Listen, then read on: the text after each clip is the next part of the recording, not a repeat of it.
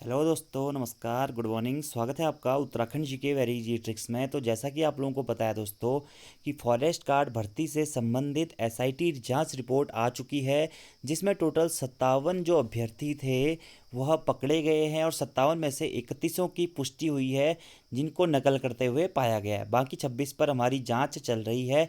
इसी कारण उत्तराखंड अधीनस्थ सेवा चयन आयोग ने आप लोगों को मेल करने के लिए 3 दिन का समय दिया हुआ है और 18 तारीख तक आपको अधीनस्थ सेवा चयन आयोग को अपना नाम, अनुक्रमांक यानी कि रोल नंबर और आपका जो भी मत है, परीक्षा को कैंसिल कराना है या ज्वाइनिंग लेनी है या रिजल्ट आना चाहिए, उसके संबंध में आयोग को आपको मेल करना है। तो आप में से काफ़ी सारे लोगों के कमेंट्स आ रहे थे कि सर क्या करना चाहिए और क्या सही रहेगा।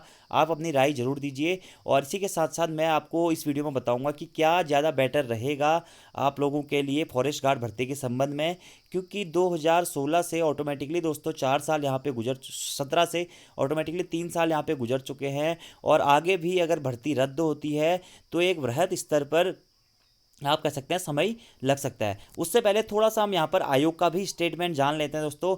आयोग खुद तैयार नहीं है इतनी बड़ी परीक्षा को दोबारा कराने के लिए, क्योंकि इस परीक्षा में दोस्तों 5 करोड़ के आसपास का खर्चा हुआ है और अगर आयोग इस परीक्षा को रद्द भी करता है तो आयोग के पास वह 5 करोड़ का बजट कभी भी अवेलेबल नहीं हो पाएगा आने वाले 2 या 3 साल में, क्योंकि उसके बाद आयोग गवर्नमेंट से बजट के लिए रिक्वेस्ट करेगा और गवर्नमेंट का सिस्टम आप लोगों को पता ही है। तो इसीलिए दोस्तों यहाँ पर आप लोगों के सामने दो रास्ते हैं। मैक्सिमम जो दोस्त लोग हमारे कैंसिल कैंसिल बोल रहे हैं दोस्तों, आप लोग भी सोचिए जरा कि 3 साल इस भर्ती को वैसे ही हो चुके हैं और आप अभी भी इस भर्ती को अगर कैंसिल करवाते हैं तो आगे तो आपके एग्ज़ाम होने की पॉसिबिलिटी बिल्कुल भी नहीं है, क्योंकि 5 करोड़ का जो बजट आयोग का इसमें लगा हुआ है वह बजट दोबारा आएगा कहाँ से।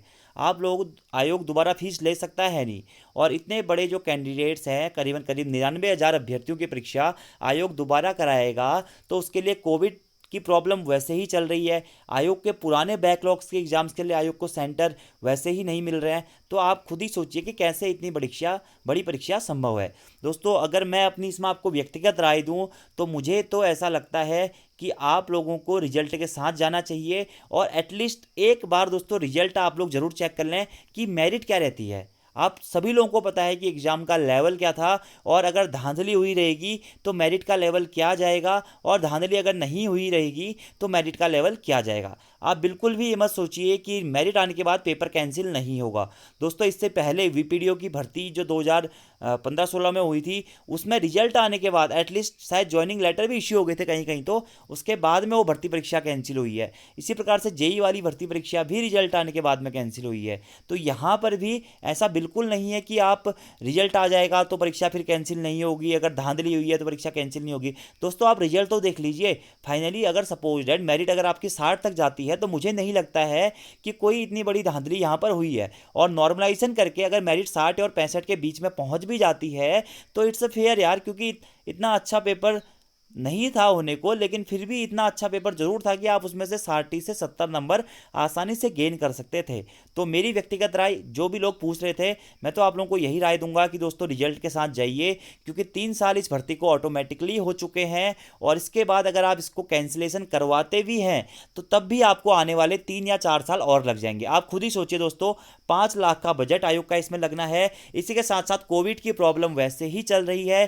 कनिष्ठ सहायक और वन दरोगा के एग्जाम पेपर आयोग करा नहीं पा रहा है। आबकारी सिपाही की भर्ती 2016 से नहीं हुई है। आयोग नेक्स्ट मंथ एग्जाम कराने वाला था, लेकिन अभी उसे सेंटर्स अलॉट नहीं हो पा रहे हैं, क्योंकि कोविड के चक्कर में कोई भी सेंटर्स की अलॉटमेंट नहीं दे रहा है। इसीलिए आयोग अब ऑनलाइन परीक्षाओं की ओर को रुझान कर रहा है। लेकिन 99,000 अभ्यर्थियों की ऑनलाइन परीक्षा होना भी कहीं ना कहीं उत्तराखंड के ही आंतरिक परिवेश में देखा जाए तो बहुत टफ है। तो मैं दोस्तों आपसे यही कहूँगा कि आप एटलीस्ट अभी फिलहाल रिजल्ट के लिए जाइए। अगर आपको लगता है रिजल्ट आने के बाद में कि इसमें धांधली हुई है तो उसके बाद आप उस रिजल्ट के कैंसिलेशन के लिए जा सकते हैं। तो यहाँ पर अब हम न्यूज़ के बारे में बात करते हैं। मैंने अपना आपको मंतव्य दे दिया है, सबकी अपनी इच्छा है यार, आपको जो करना है करिए, लेकिन आप जरूर इस पर विचार कीजिएगा दोस्तों कि 3 या 4 साल ऑटोमेटिकली इस भर्ती को हो चुके हैं और अगर आपको इस भर्ती को आगे और ज़्यादा लटकाना है तो आप आसानी से लटका सकते हैं। आपको पता ही है कि पिछले 4 सालों से आयोग के द्वारा कितने पेपर कराए गए हैं और री एग्जाम का पेपर भी आपको पता है। वीपीडीओ का जब री एग्जाम हुआ था दोस्तों, पूरे के पूरे 2 साल बाद वीपीडीओ का री एग्जाम एग्जाम आयोग के द्वारा कराया गया था। इसी प्रकार सहायक लेखाकार का जो अभी हाल ही में एग्जाम पेपर कैंसिल हुआ था, वह एग्जाम भी अभी तक आपका नहीं हुआ है, जबकि कैंसिल हुए उसको 1.5 साल से ज़्यादा का समय हो गया है। जबकि वो दोस्तों छोटे एग्जाम से सहायक लेखाकार में मात्र 8 से 10,000 4,000 कैंडिडेट थे उस टाइम पे, तो अभी तो इसमें 99,000 कैंडिडेट हैं, ऊपर से कोविड की प्रॉब्लम है। तो आप खुद सोचिए कि ये तो वही बात होगी कि अपने पैरों पर कुल्हाड़ी मारने वाली। आप लोग रिजल्ट देखिए, अगर आपको लगता है कि यार मेरिट हाई जा रही है, जब मेरिट हाई जाएगी तभी तो उसमें धांधली हुई रहेगी ना, तभी तो उसमें नकल हुई होगी, चीटिंग हुई होगी। तो आप लोग ये चीज़ें देख सकते हैं, आप इतने समझदार तो हैं ही दोस्तों। हो सकता है कि आपका भी सिलेक्शन हो जाए, हो सकता है आपके 55-56 नंबर आ रहे हो और पेपर में उतने स्तर पर धांधली ना हुई हो, आपका आसानी से सिलेक्शन हो जाए। तो आप इस पर विचार जरूर कीजिएगा दोस्तों, बाकी डिसीजन आपका है और आप स्वतंत्र है अपने डिसीजन लेने के लिए। और दूसरी बात, आयोग का ये रिव्यू लेने का एक परफेक्टली रीजन ये नहीं है कि आयोग आपकी बात को मानेगा ही मानेगा। आयोग बस आपका मंतव्य लेना चाह रहा है, आयोग अपने एविडेंसेज इकट्ठा करना चाह रहा है, आयोग अपने आप को क्लियरिफाई करना चाह रहा है कि हमने आवेदन दिए थे। अभी देखिए, सपोज दैट आयोग को 200 से 300 भी रिजल्ट वाले मेल प्राप्त होते हैं, जबकि कैंसिलेशन वाले मेल उसको ज़्यादा प्राप्त होंगे, लेकिन तब भी आयोग क्या करेगा, वह सभी चीज़ें काउंट करेगा। आपका अनुक्रमांक मांगा गया है, तो आपके रोल नंबर से हो सकता है जो लोग कैंसिलेशन के लिए वोट दे रहे हैं तो उनका वो नंबर्स भी चेक कर ले, क्योंकि ओएमआर सीट्स आप लोगों की ऑटोमेटिकली चेक हो चुकी है। फॉरेस्ट गार्ड में जितने भी 99,000 कैंडिडेट्स ने पेपर दिया है, उनकी ओएमआर सीट दोस्तों चेक हो चुकी है, मार्क्स अलॉटमेंट हो चुका है। तो आयोग जरूर ये चीज़ें चेक करेगा और उसके बाद आयोग अपनी एक रिपोर्ट बनाएगा और आप लोगों को भी प्रेजेंटेशन देगा। बाकी दोस्तों अभी इस भर्ती में क्या होगा, कैसे होगा, ये नहीं कह सकते हैं। फिलहाल आयोग का जब डिसीजन आएगा तभी सब चीज़ें देखने वाली रहेंगी, क्योंकि आयोग खुद ही ये एक्सेप्ट कर रहा है कि परीक्षा को दोबारा कराना संभव नहीं हो पाएगा। देखिए क्या लिखा गया है, उत्तराखंड निरस्त सेवा चयन आयोग अपनी वेबसाइट पर सार्वजनिक की एसआईटी जांच रिपोर्ट, कोचिंग सेंटरों ने खोला नकल का खेल। तो सभी चीज़ें आपको पता है दोस्तों कि फॉरेस्ट गार्ड भर्ती में पुलिस जांच हुई, नकल माफिया के तार कोचिंग सेंटरों से जुड़े हुए हैं और भर्ती परीक्षा में अब तक 31 नकलचियों को दबोच लिया गया है, जिसमें से 30 हरिद्वार जिले के ही हैं। साथ ही परीक्षा में नकल करने वाले जो बाकी कैंडिडेट्स हैं 26, उनकी जांच चल रही है। और साथ ही नकल में शामिल 22 केंद्रों में से 20 जो केंद्र थे वह हरिद्वार जिले में थे। उत्तराखंड अधीनस्थ सेवा चयन आयोग फॉरेस्ट गार्ड परीक्षा की जांच कर रही एसआईटी की अंतरिम जांच रिपोर्ट अपनी वेबसाइट पर प्रकाशित करा दी है। रिपोर्ट के अनुसार इस मामले की शुरुआत रुड़की के बीएसएम इंटर कॉलेज परीक्षा केंद्र पर तैनात कक्ष निरीक्षक रचित पुंडीर द्वारा पहली पारी में पेपर लीक करने से हुई। रचित ने पहले बनाए गए प्लान के तहत पेपर की फोटो खींचकर व्हाट्सएप पर अपने साथी राहुल को भेजी और राहुल ने पेपर को हल कर नकल का सौदा करने वाले 57 अभ्यर्थियों तक या परीक्षार्थियों तक पहुंचाया, जिनके लिए ब्लूटूथ डिवाइस का प्रयोग किया गया था। और यहां पर दिया गया दोस्तों कि कितने लोगों के खिलाफ मुकदमा दर्ज किया गया है।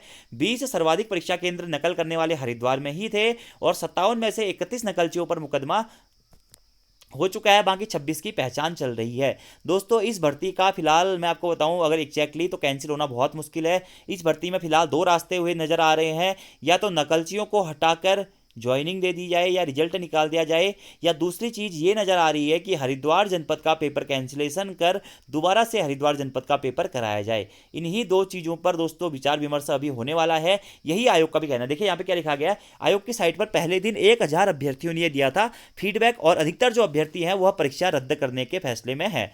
फॉरेस्ट गार्ड परीक्षा रद्द करने या परिणाम जारी करने पर फीडबैक प्रक्रिया के पहले ही दिन आयोग को 1000 से अधिक ईमेल प्राप्त हुए हैं। हालांकि आयोग के लिए इस परीक्षा को रद्द करना आसान नहीं होगा। कल के एग्जाम पेपर में भी दोस्तों ये चीजें आई थी। संभावना इस बात की है कि नकल में चिन्हित परीक्षार्थियों को रोककर परिणाम जारी कर दिया जाए। देखिए दोस्तों आयोग का प्रेजेंस ऑफ माइंड सेट है कि वो परिणाम जारी करने के साथ में जाना चाहता है, और अगर आप सुप्रीम कोर्ट की रूलिंग्स देखें तो वहां पर भी यही चीज है। ठीक है, आयोग ने परीक्षार्थियों से रिपोर्ट में मांगी राय। परीक्षा के पूरी तरह रद्द होने के आसार दोस्तों बहुत कम है। देखिए यहाँ पर लिखा गया है, और आरोपियों को छोड़कर जारी हो सकता है रिजल्ट, ये है राय। ठीक है, अब आगे क्या लिखा गया, उत्तराखंड निरस्त सेवा चयन आयोग ने अपनी वेबसाइट पर जांच रिपोर्ट सार्वजनिक करते हुए परीक्षार्थियों को इस पर राय देने के लिए कहा है। शुक्रवार को पहले ही दिन आयोग को 1000 से अधिक परीक्षार्थियों ने फीडबैक दे दिया है। इसमें ज्यादातर ने परीक्षा रद्द करने की मांग उठाई है। 18 अक्टूबर तक प्राप्त सुझावों पर विचार विमर्श करने के बाद आयोग अंतिम निर्णय लेगा। हालांकि मौजूदा हालात में परीक्षा रद्द करने में आयोग को कानूनी दिक्कतों का सामना करना पड़ सकता है। देखिए दोस्तों एग्जाम रद्द करने में कानूनी दिक्कतों का सामना करना पड़ सकता है। संभावना इसी बात की ज्यादा है कि सभी नकलबाजों को 3 साल की रोक लगाकर परिणाम जारी कर दिया जाए। दूसरी तरफ नकल में संदिग्ध कराए गए 26 अभ्यर्थियों की अंतिम पहचान नहीं होने तक परिणाम भी जारी नहीं हो पाएगा। ये भी दोस्तों एक ड्रॉबैक है कि जब तक ये 26 नहीं पकड़े जाएंगे हो सकता है इसका रिजल्ट जारी ना हो पाए, लेकिन आयोग के द्वारा हो सकता है कि प्रोसेस को आगे बढ़ाकर फिजिकल परीक्षा को करा दिया जाए। उत्तराखंड अधीनस्थ सेवा चयन आयोग के अधिकारियों के मुताबिक इस मामले में कानूनी राय भी ली जा सकती है। तो यही सारी चीजें दोस्तों यहाँ पर संतोष ब्रौनी जी का भी बयान आया है कि इस प्रकरण में आयोग पहले ही 5 एफआईआर दर्ज करा चुका है।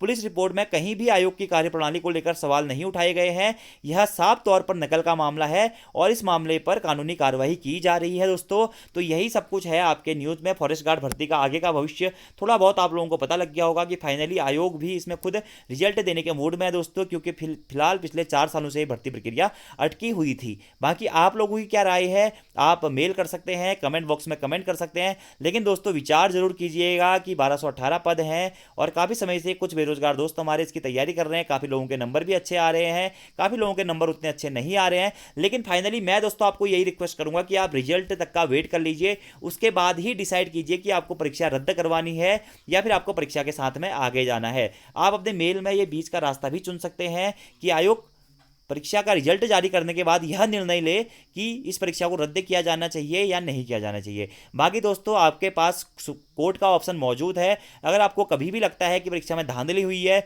आपके पास एविडेंसेस हैं, तो आप न्यायालय में जाकर इस प्रक्रिया को चैलेंज कर सकते हैं। लेकिन एटलीस्ट दोस्तों रिजल्ट जरूर देखिए, क्योंकि अगर अभी आप कैंसिलेशन के पक्ष में जाएंगे तो फिलहाल आप लोग भूल जाइए कि आगे आने वाले 1 या 2 साल में आपका एग्जाम पेपर होगा। तो अभी तो कुछ और कहा भी नहीं जा सकता है। बाकी आप लोगों की अपनी राय है दोस्तों। तो आज की इस वीडियो में इतना ही।